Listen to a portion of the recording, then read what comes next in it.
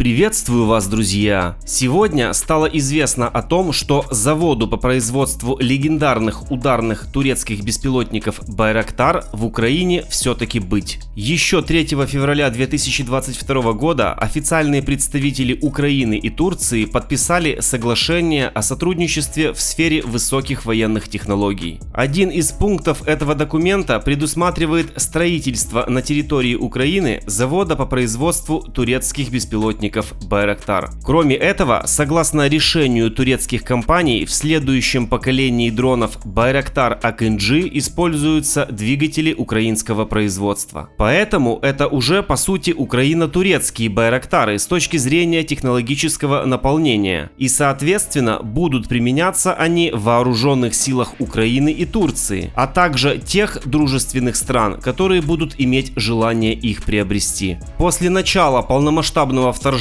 России в Украину сроки старта строительства завода пришлось перенести. Но сейчас, когда враг остановлен и он не может продвигаться дальше вглубь страны, строительство завода возобновилось. 19 июля правительство України разрешило строительство завода на території страни. Так, сьогодні уряд направить до Верховної Ради законопроект про ратифікацію угоди між Україною і Туреччиною щодо співробітництва у сфері високих технологій, авіаційній та космічній галузях.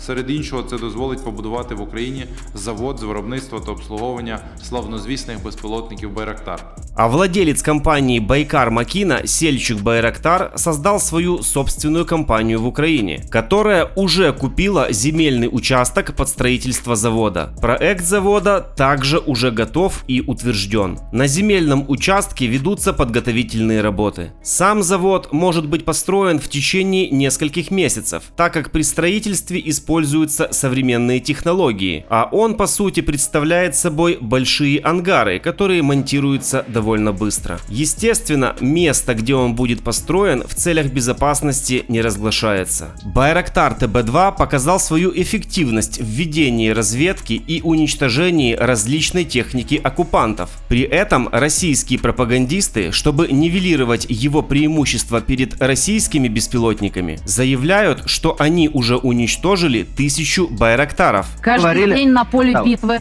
уже 1000 уничтоженных Байрактаров. Будем считать это нашей мягкой силой.